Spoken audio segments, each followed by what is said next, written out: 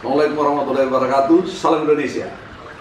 Kali ini saya berbincang dengan Adinda Midun Makati, panggilannya Mike. Yang bersangkutan adalah aktivis di Jakarta, mahasiswa asal Provinsi Sulawesi Tenggara. Bung Midun ini sangat kritis. Saya ikut rekornya begitu kritis terhadap pemerintah Sulawesi Tenggara. Adinda Mike, ini saya panggil begitu aja, saya kira ini lebih keren, lebih milenial ya. Ini Anda begitu kritis terhadap pemerintah Sulawesi Tenggara. Ya. Sebenarnya apa yang terjadi ya? Kenapa sampai begitu kritis? Apakah Anda anggap bahwa pemerintah Sulawesi Tenggara ini benar-benar tutup mata atau tidak memiliki hati terhadap kondisi mahasiswa asal Sulawesi Tenggara yang sedang belajar di wilayah metropolitan ini? Awal pemikiran saya merasa bahwa demikian, Bang, bahwa pemerintah Provinsi Sulawesi Tenggara ini sangat apatis terhadap anak-anaknya, mahasiswa dan pemuda di Sulawesi Tenggara yang berada di luar Sulawesi Tenggara yang sedang menempuh pendidikan ke ranah yang lebih tinggi. Apatis ya, istilah apatis berarti Tidak ada ini apa? Tidak ada perhatian sama sekali, tidak ada bantuan sama sekali. Apa betul? Tidak ada bantuan sama sekali. Selama Anda belajar di Jakarta bersama teman-teman yang Anda kenal ya, belum ada dana resmi yang mengalir dari pemerintah Sulawesi Tenggara ke mahasiswa di Jakarta. Menurut pengamatan saya demikian, Bang. Termasuk beasiswa juga tidak ada. Beasiswa juga tidak ada. Ketika kemarin dan sampai hari ini wabah corona terus berlangsung, sampai kapan kita belum tahu. Itu mahasiswa juga tidak disentuh. Benar, Bang. Belum ada sentuhan sama sekali. Padahal menurut catatan Anda yang sudah tersebar juga di media sosial bahwa Sulawesi Tenggara itu memiliki dana, terutama bantuan dari kalangan pengusaha di bidang pertambangan di Sulawesi Tenggara. Benar, Pak. Ada beberapa perusahaan yang memberikan bantuan terhadap pemerintah Provinsi Sulawesi Tenggara, baik itu bantuan tunai dan maupun non tunai. Tunai berapa jumlahnya? Untuk yang saya baca di beberapa berita itu ada salah satu perusahaan yang menyumbang 11 miliar, ada yang menyumbang 5 miliar, bahkan ada yang menyumbang 2 miliar. Sampai 11 miliar? Benar, Pak. Masuknya kemana? Untuk masuknya secara spesifik saya kurang tahu, Bang. Tapi bantuan itu diberikan melalui Gubernur Sulawesi Tenggara. Masuk ke kas daerah atau ke kas pribadi-pribadi? Untuk masuknya kemana, saya kurang paham, Bang. Saya tidak tahu secara detail.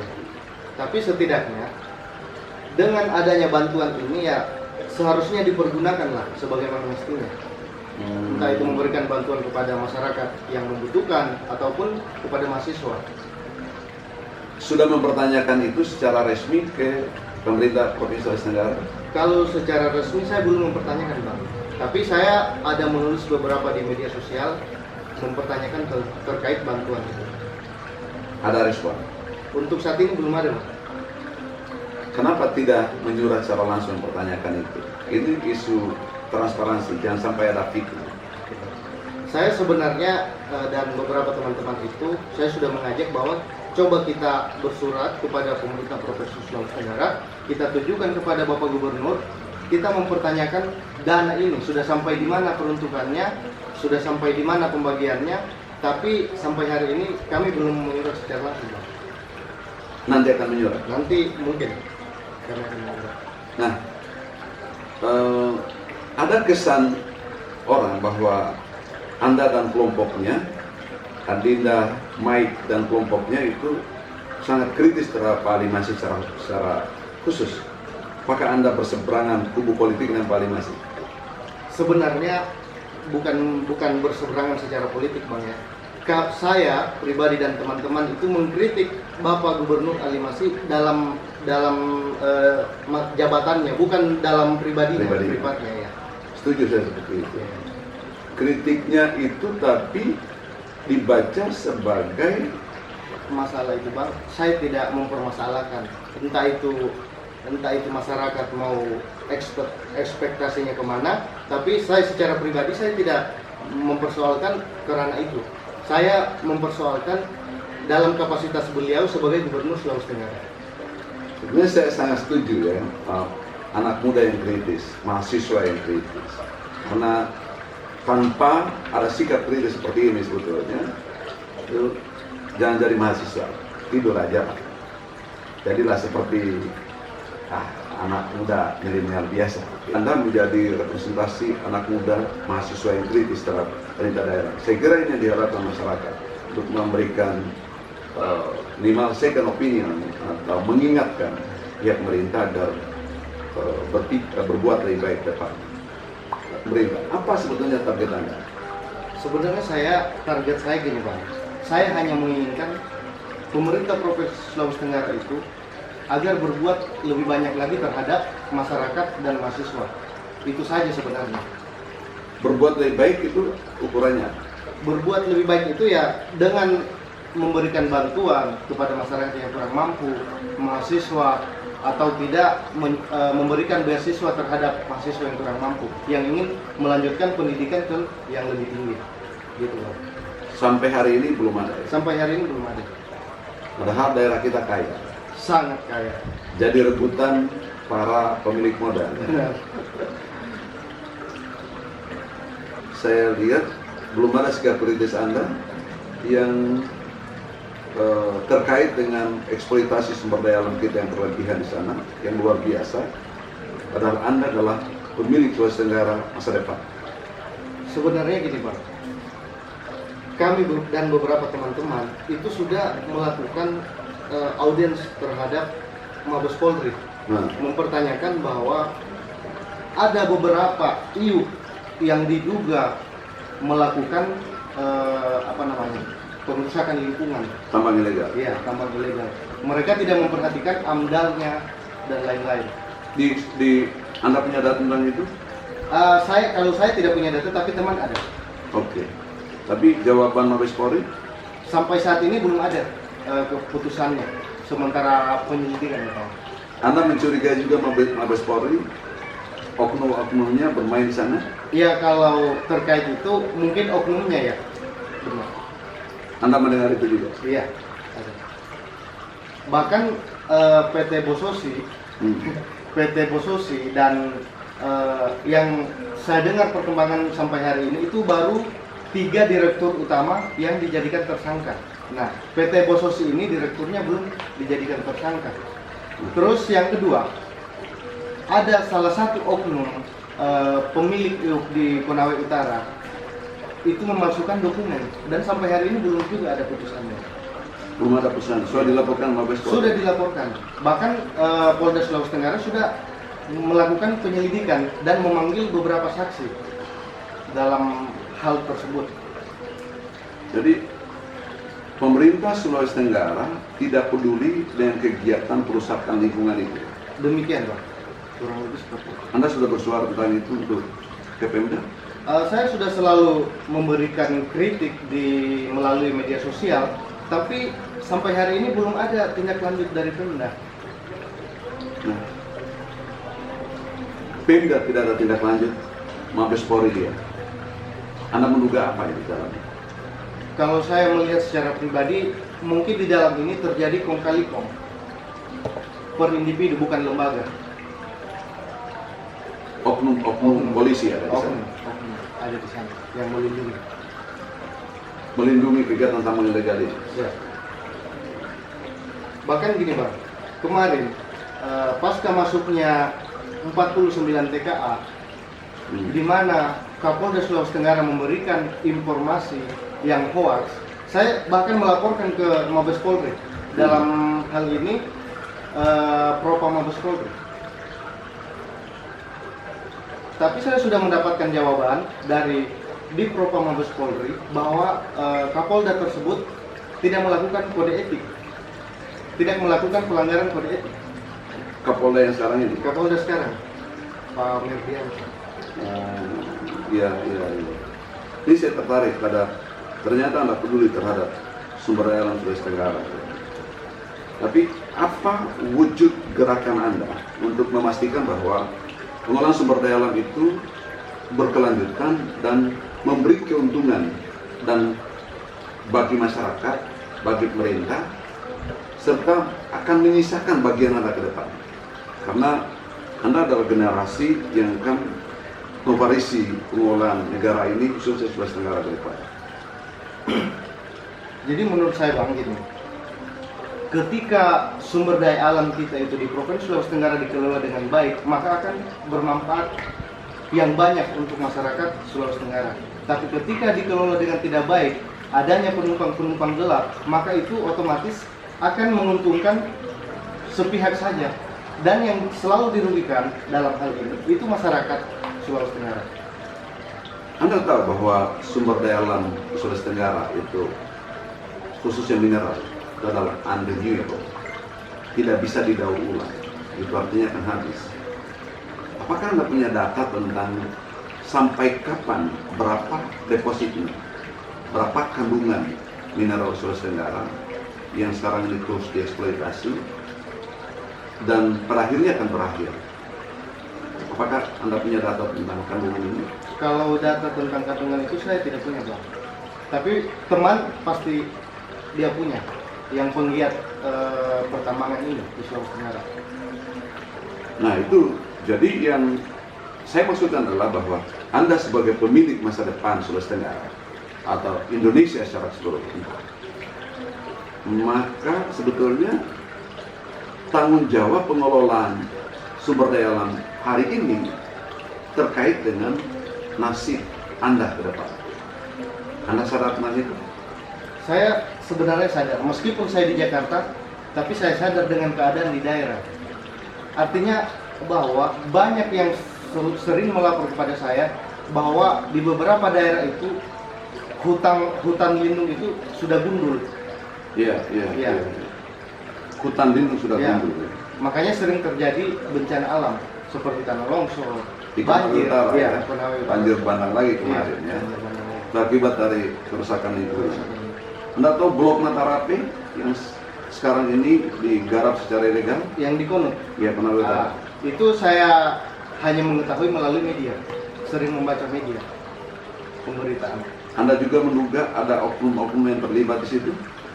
Kalau menurut saya jelas pasti ada oknum yang terlibat di situ. Dari unsur mana itu? Ya pasti dari Mabes Polri Nah, yang melindungi itu, karena seandainya tidak ada yang melindungi itu, maka itu jelas akan bisa disentuh hukum. setuju. Selain dari oknum sana, dari mana lagi? Ya mungkin dari pemerintah Oke. dalam hal dinas pertambangan. Oke, kebetulan itu kan baru saja kami diskusikan kemarin tambang ilegal dan Pak Muldoko hadir langsung dalam diskusi virtual itu hasil investigasi Ombudsman tentang kegiatan tambang ilegal yang sangat memprihatinkan di Indonesia. Dan saya sangat setuju dengan gerakan Anda seperti ini ya, dan saya kira Anda tidak setuju atau tidak peduli dengan isu-isu sumber daya alam di tingkat lokal. Tapi Anda juga saya baca di media sosial sangat getol dalam menolak tenaga kerja asing. Iya benar. Kenapa? Begitu? Alasan saya sederhana. Yang pertama, sebenarnya keinginan saya dan masyarakat yang lain, tenaga kerja asing yang datang, yang masuk ke Sulawesi Tenggara khususnya, itu harus benar-benar skill sesuai undang-undang. Itu kita tidak tolak ketika sesuai undang-undang. Ya. Baik itu Undang-Undang Nomor 13 Tahun 2003 dan Permenaker. Ya. Kita tidak tolak masalah itu. Yang kedua, dia bisa memberikan asas manfaat terhadap daerah kita. Ya. Misalnya, mempekerjakan masyarakat lokal Sulawesi Tenggara. Yang ketiga, bisa transfer ilmu. Ya. Jadi, ketika undang-undang ini dilaksanakan dengan baik, maka otomatis kita tidak bisa menolak, Ya. asalkan sesuai undang-undang. Apakah Anda lihat selama ini tidak sesuai dengan undang-undang? Kenyataan di lapangan seperti itu, Bang. Ada buruh, Oke. ada yang pegang stopang. Sumber daya manusia kita itu mumpuni untuk itu. Maaf Tapi saya. pemerintah Sulawesi Tenggara semula menolak, memberikan isyarat menolak. Sekarang justru memberikan karpet merah. Justru dikawal oleh kalangan aparat ketika TKI itu masuk. Kenapa Anda? Kalau menurut saya, mungkin pemerintah Provinsi Sulawesi Tenggara juga ini mendapat tekanan dari pusat. Itu pikiran saya ya. Siapa yang menekan dari pusat? Ya otomatis dari istana lah. Iya. Bahaya Anda tulis istana. Ya otomatis bang, kan? Karena yang mendatangkan tenaga kerja asing ini pasti dari pemerintah pusat. Iya, iya. Nah, pemerintah daerah itu hanya menerima saja atau mengcover mereka. Oke. Bahkan kita lihat kemarin adik-adik itu yang melakukan demonstrasi sampai subuh, bahkan ada yang bocor kepalanya. Iya, iya. Itu mereka sebenarnya tidak menolak tenaga kerja asing selama tenaga kerja asing yang masuk itu sesuai dengan undang-undang dan benar-benar tenaga ahli. Gitu, Bang. Jadi proses masuknya juga bermasalah menurut Anda. Iya.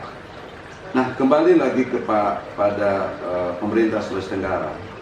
Sebetulnya apa harapan Anda untuk dari pemerintah Sulawesi Tenggara untuk mahasiswa asal Sulawesi Tenggara yang belajar di metropolitan? Kalau harapan saya secara pribadi, Provinsi Sulawesi Tenggara itu harus lebih peka lagi terhadap anak-anaknya mahasiswa dan pemuda yang berada di luar Sulawesi Tenggara yang sedang menempuh pendidikan tinggi. Contohnya misal membuatkan asrama untuk mahasiswa dan memberikan beasiswa yang kurang mampu. Begitu, Bang. Setuju kita galang itu? Saya setuju, sangat setuju. Nanti saya berharap bersurat kepada pemerintah Provinsi Sulawesi Tenggara dan nanti tembuskan pada pihak-pihak terkait untuk bisa mendorong itu terwujud. Tetapi sikap kritis Anda, apakah akan segera berakhir ketika terwujud impian itu? Insya Allah selama nyawa saya jantung saya masih berdegup, saya akan terus kritis. Ya, ya. Untuk kemajuan daerah Sulawesi Tenggara khususnya dan Indonesia pada umumnya. Anda berarti bersikap kendati sudah ada bantuan dari pemerintah Sulawesi Tenggara seperti mendirikan asrama dan memberikan beasiswa, tetapi tetap bersikap kritis. Insya Allah akan tetap bersikap kritis. Ketika pemerintah itu menyalahgunakan wewenangnya. Saya kira itu menarik, tapi yang saya kembali cermati, ini jangan sampai ada isu yang diarahkan ke sentimen figur tertentu. Anda dari culture Tolaki, Pak Ali masih dari culture Buton. Ini dua culture yang berbeda Sulawesi Tenggara. Meskipun Sulawesi Tenggara adalah satu. Pendiri Sulawesi Tenggara itu hanya 3 etnis tertentu di Sulawesi Tenggara: Tolaki, Buton, Muna. Saya khawatir ini sikap kritis terhadap figur yang sedang memimpin akan menimbulkan keretakan dalam komunitas ke Sulawesi Tenggara. Sikap pendapat Anda? Kalau menurut saya Bang gini, saya kritis ini bukan atas klaster itu, tapi saya kritis ini atas ketidakpekaan pemerintah Sulawesi Tenggara kepada pemuda dan masyarakat. Terkait daripada tadi perbedaan, sebenarnya tidak bisa kita pungkiri bahwa heterogen di Sulawesi Tenggara itu jelas. Tapi saya mengambil kesimpulan gini Pak, perbedaan itu adalah rahmat. Ya. Perbedaan itu adalah rahmat untuk kita saling mengenal satu sama lain. Setuju saya. Dan Anda setuju bahwa kekompakan ke Sulawesi Tenggara harus tetap dijaga? Saya sangat setuju. Elemen-elemen pembentuk ke Sulawesi Tenggara harus tetap dijaga. Benar. Dan kalau memimpin Sulawesi Tenggara ke depan itu harus tetap berasal dari elemen-elemen pembentuk Sulawesi Tenggara. Siap. Benar. Setuju seperti itu? Setuju. Dan dia harus merangkul semua suku, ras, budaya yang berada di Sulawesi Tenggara. Jangan ada pembeda-bedaan. Sekarang ini menurut Anda? Sekarang ini masih ada sedikit, tanda kutip, sedikit. Oke, Pak Bu. Bung Mike, Adinda Mike ya, saya seberharap Anda menjadi tetap konsisten, berada di dalam koridor kebenaran, membela kebenaran, memperjuangkan tegaknya kebenaran, keadilan, dan perhatian yang terus-menerus terhadap kelompok masyarakat yang lebih memerlukan sentuhan dari mereka. Setuju itu. Dan saya berharap Anda juga menjadi bagian dari kader asal Sulawesi Tenggara yang bisa tampil di negeri ini, tingkat nasional maupun daerah. Saya kira seperti itu. Tetap merawat sikap kritis, dan saya bisa menjadi mentor Anda untuk jalan dalam koridor yang kritis itu. Saya menjadi figur yang anak muda bersama teman-teman, tentu saja banyak di Jakarta ya yang cukup potensial saya lihat, tetapi masih jalan sendiri-sendiri. Ini perlu direkatkan satu sama lain, dimentori sehingga bisa menjadi figur yang bisa berkibar bukan saja di daerah tapi juga di nasional. Sukses ya. Siap. Salam korang mungkin. Salam. Salam Indonesia. Salam Indonesia.